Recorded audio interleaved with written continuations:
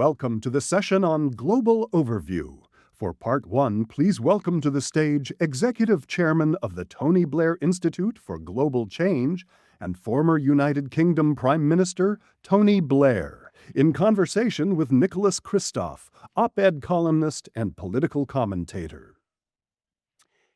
Thank you all for coming. Mr. Prime Minister, thank you very much for joining us here today. Let's start with, there are a few things happening around the world. Let's take a look at that right now. I mean, in many ways, it seems as if the global architecture that was established after World War II, in many ways led by the US, everything from NATO to the UN system, the international financial organizations, the trade regime, that in many ways that entire structure is crumbling because of efforts led by the US. Do you see it that way? And if so, is this something that is temporary, can be rebuilt, or is the entire structure, is the entire edifice coming down? Well, first of all, hello everyone. It's great to be here with you at the Milken Institute. Thank you very much, Nick. Thank you for the Americans are so polite because they call me Prime Minister still. I really, I like that. I think we should bring that to the UK. I don't think so. Crumbling is a strong word, right? The Soviet Union crumbled. Empires have crumbled. What has happened is that everyone's been shaken out of their comfort zone, right? And when I'm talking to leaders around the world today, my institute works in almost 50 countries in the world. What I say to them is, you can't be sure how this turns out, but everything you should have been doing, you should do anyway, but better, further, and faster. And secondly, what you're hearing, the noise from the political undergrowth, is the frantic foraging for options, right? People are rethinking their position in the world and their relationships. I think we've got a number of big tests as to how this all turns out, because there's no doubt at all it is a major shock. This is the most significant geopolitical event that I can remember in terms of America and its position in the world. But you've got three big things coming up. You've got how trade works out in the end. You've got the Ukraine conflict. You've got the Middle East. These are all things that will give us indicators, I think, as to what will happen. So is this going to be a shaking up of everyone, which is not, altogether negative? I mean, Europe for the first time is having to think, how do we build our own defense capability and take more responsibility for ourselves? When I was in Africa recently, a lot of African leaders were saying, okay, we now know that the old order is gone, there's a new order, but let's think about how we make the best of our own world. And in trade, for example, Africa only does 15% of its trade between themselves. So this shaking people out of their comfort zone is not necessarily a bad thing. But are we going to settle down to what you might call an adjusted new normal? Or is this going to be a permanent upheaval? I tend to the first few, frankly, but we will see. You mentioned Europe's need to address its defense capability. One of the silver linings, if one were desperate to find one, would be that Europe is now talking seriously about improving its capacity, although it's very, very hard to see how it can match U.S. lift capacity and NATO intelligence capabilities.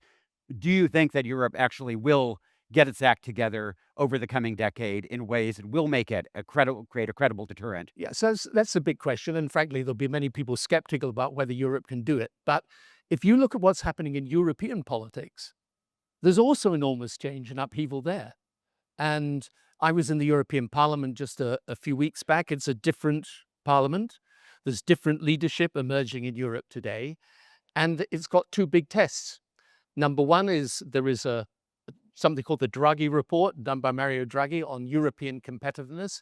Will they do it or not? They say they're going to. So let's see. Okay. And the second thing is on defense. And you're absolutely right. At the moment, there is a complete dependence on the US for intelligence, for surveillance, for reconnaissance, strategic lift, suppression of enemy air defense systems, There's a whole a slew of things that Europe does in terms of logistics and capabilities that would need to be massively upgraded. Will they do it? All I can say is that I think as a result of what is happening, Europe is thinking about this in a different way than I have seen in recent times. I actually began European defense as a concept about 25 years ago. And the reason was I'd just been through the Kosovo conflict in the Balkans. And we had saved Kosovo from the ethnic cleansing that was happening there.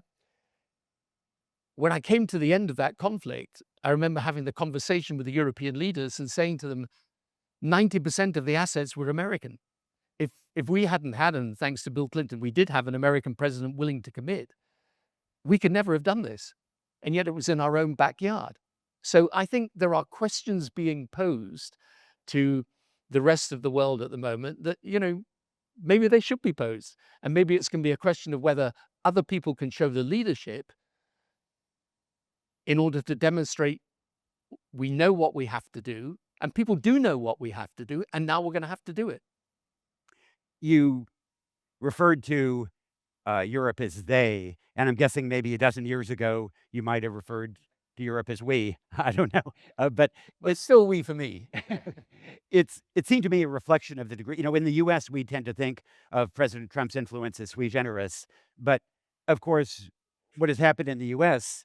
is also, Brexit was in many ways, it led what happened here. What we see in Germany with AfD, in the UK with Nigel Farage, in the Netherlands with Geert Wilders. This really is a global insurrection in many ways against the kind of politics that you represented, that I believe in.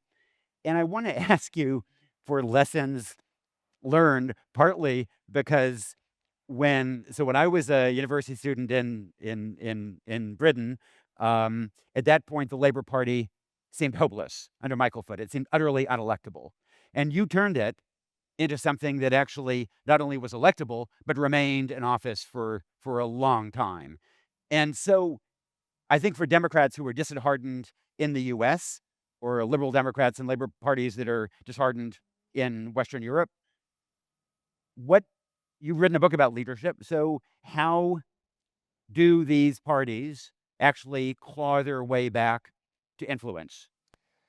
So I remember when I took over leadership of the Labour Party, we'd lost 4 consecutive elections as a political party. And I remember going to a meeting of all our party activists, and someone got up and said to me, the British people have now voted against us 4 times in a row.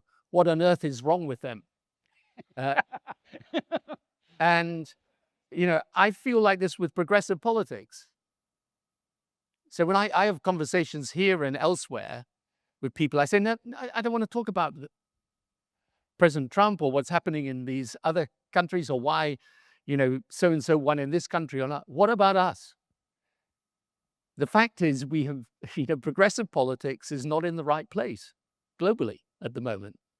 It's gone down a whole set of cul-de-sacs around things like, frankly, like identity politics and so on, which is never going to create a proper unifying political message. And we haven't worked out a modern economic way of looking at the world, which I think personally is all about the technology revolution and how you understand it and harness it. And so, where there are issues like immigration and we're not dealing with them, you're going to get a populist reaction. And I always say about populists don't invent grievances. They may exploit them, but the grievances are usually real. And therefore, you're going to deal with it, whether it's stagnant wages or issues to do with anxiety over cultural change. And so for the progressive side of politics, how did we win? Well, first of all, we were always there in what I would call the common sense position on things like culture. But secondly, we had a strong desire to make change that was radical, but also sensible.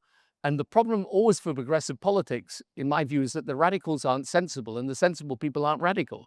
And so what you end up with is a situation where you're either boring or extreme, right? And unbelievably, that doesn't win you an election. So in my view, the single biggest challenge of democracy today is efficacy.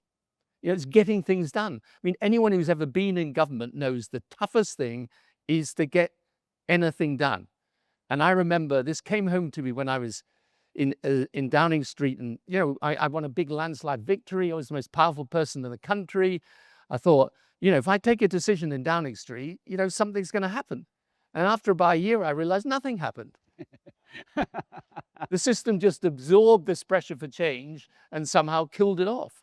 And if you look at, for example, the rise of President Trump here, I think it's got a lot to do with people wanting things moving.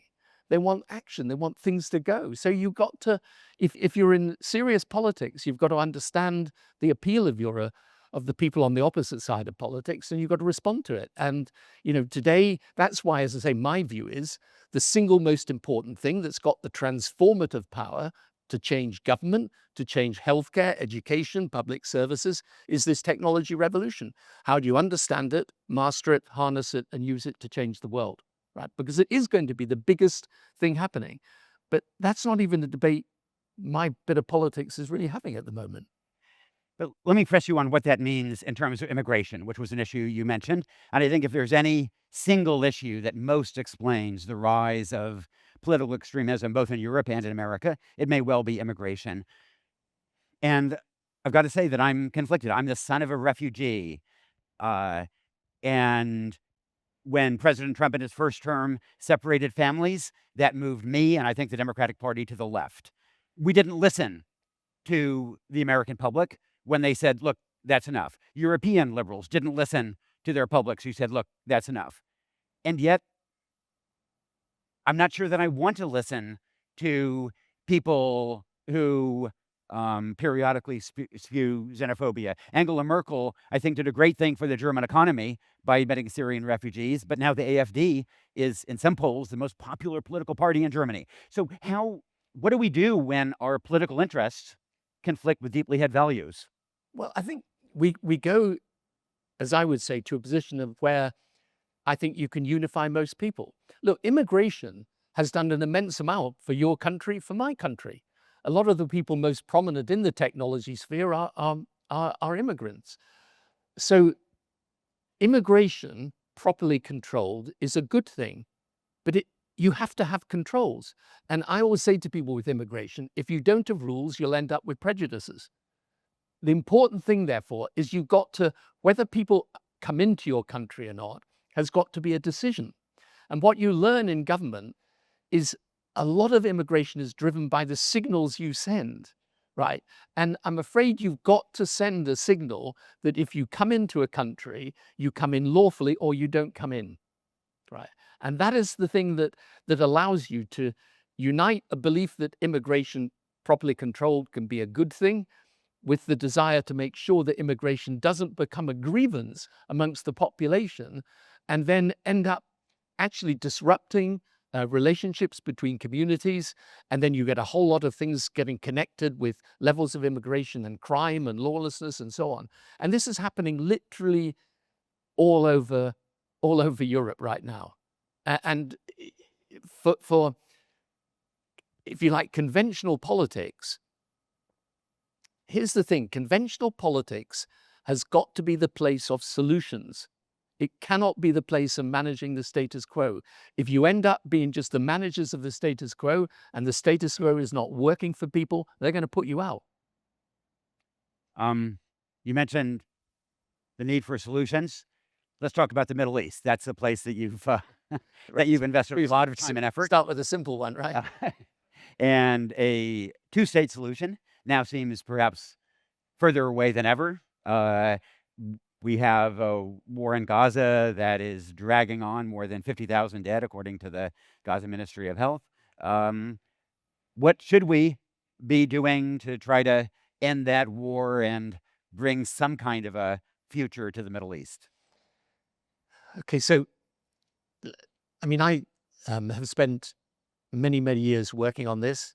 My institute's very active in the Middle East, and I I could go into so much detail. We'd be here until tomorrow, but I just want to pick out two things. First of all, the broader picture in the Middle East, to me, is all about a struggle for modernity, whether the states of the Middle East can achieve societies of religious tolerance and economies that are open and connected. And you see this struggle going on in different forms literally all over the region. And it has its echo back in the Israeli-Palestinian conflict, where, in my view, it's at one level, it is quite a simple thing to express, although difficult to do. Where you have two peoples living side by side in a small piece of territory, and remember, you could fit the whole of Israel and the Palestinian territories into, well, I don't know, New York State, I guess, possibly, yeah. So it's where you have two peoples living side by side and there is conflict, then one of two things happens. Either you find a way of resolving the conflict, as we did in Northern Ireland, finally, so the two peoples there living side by side, but they live peacefully with each other, or you will find that the stronger one will end up having to sit on the weaker one in order to protect their security. And basically, you won't get back to a two-state solution or even a rational discussion about that, because for many people in Israel right now, that discussion looks, frankly, completely unrealistic. You won't get back to that unless you find a way of creating a genuine cultural, not just formal peace, a cultural peace between those two peoples. And that, for many Israelis, that will be about whether the Palestinian state or entity, whatever it may be, but self-determination of the Palestinians can be done in a way that doesn't threaten their security, and where, as it were, that acceptance, both culturally and not just formally, of the state of Israel means that the two peoples can live side by side with some sense of equity and justice. And I think what has happened in Gaza is so terrible in terms of its impact that this is the place we need to start. If we're going to have any hope for the future, it's got to start with Gaza. In the 1980s, it seemed, you mentioned Northern Ireland, it seemed impossible that there would ever be a peace agreement there. And then, frankly, both conservative and labor governments showed a remarkable degree of restraint most of the time in Northern Ireland in ways that created that culture that you talked about.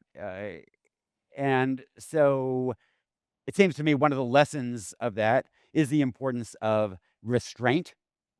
Is that a useful lesson to transmit to the Netanyahu government? Well, the point is, restraint is obviously really important, but the most important thing is to have a framework within which people feel they have the confidence to make peace with each other.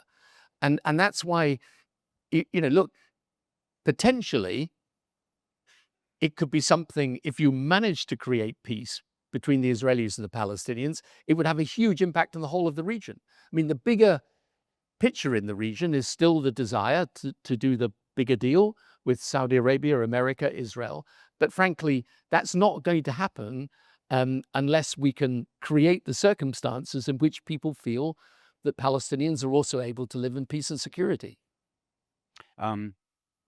One of the things that both the Biden administration and the Trump administration have attempted to do is a multi-party deal in which some of the Gulf countries, including Saudi Arabia, would recognize Israel.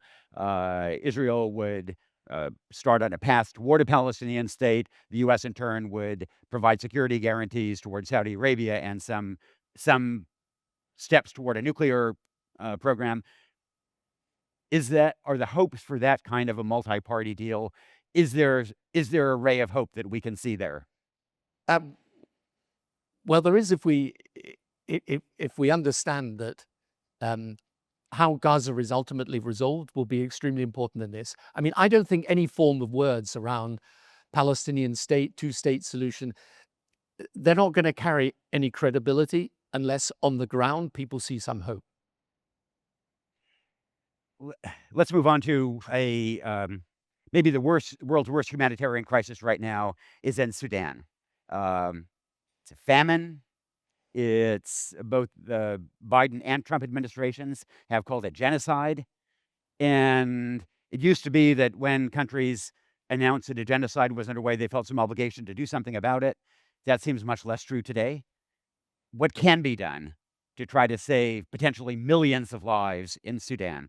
Look, I think it's really difficult. And you, since you've written about this and studied it for a long time, are probably better able to chart a way forward than me. But you've got now millions of people displaced. You've got more people dying in there than virtually any other conflict in recent memory. And I think that the other problem that you've got always with these crises is that you need enough international bandwidth for people to focus on it in order to pull the parties together and try and get an agreement as to what a stable government in Sudan looks like. And the problem is you've got the two warring factions at the moment, and frankly, both of them still think they've got a chance of winning outright. The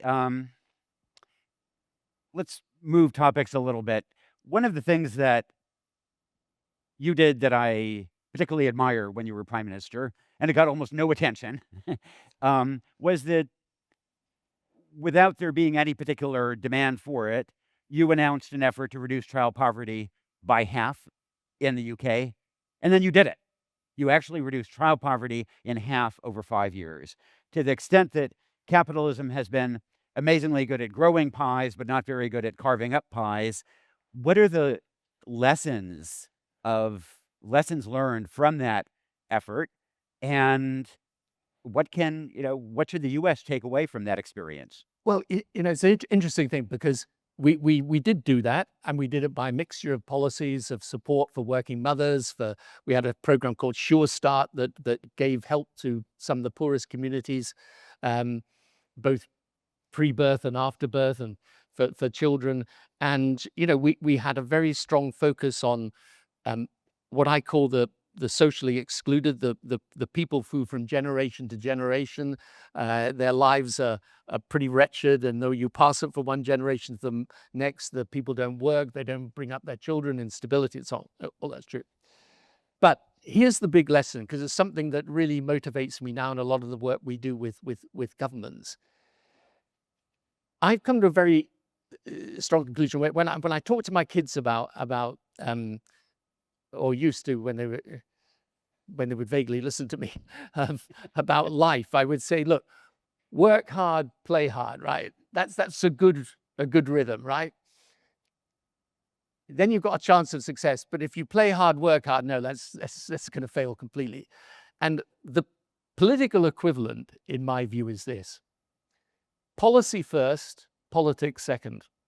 The single most important thing if you're in government is to work out what the right answer is. And part of the trouble with modern politics is that it's still quite riven by what I think are essentially 20th century ideologies of left and right. And people don't just sit down and work out, well, what is the answer? And the reason why I'm so passionate, for example, about the technology revolution today is not because I don't think there are lots of problems with technology. There are. It's general purpose technology. It can be used for good. It can be used for bad. But this technology revolution, artificial intelligence particularly, it is going to change literally everything. And so if you're looking for policy solutions, start with analyzing how that can be used to change, for example, your healthcare system, right? And if you start with the right answer and then you shape the politics around it, then you've got a chance of succeeding. But a lot of politics is politics first, policy second. So people end up with a political position, and then they try and make the policy fit round it. And that just doesn't work. So if there's any lesson from that or anywhere else in the world, the countries that do well today, and by the way, the difference between those who succeed and those who fail is in the quality of governance. There is a reason why you can pick out the countries that succeed, and you realize it's because decisions were taken by governments based often on an analysis of what was right, but often in very difficult circumstances to do. And that is, that's how you make things successful, in my view. We're almost out of time, but I want to we've covered a lot of grim topics, from humanitarian crises in Sudan, Middle East, the global upheaval.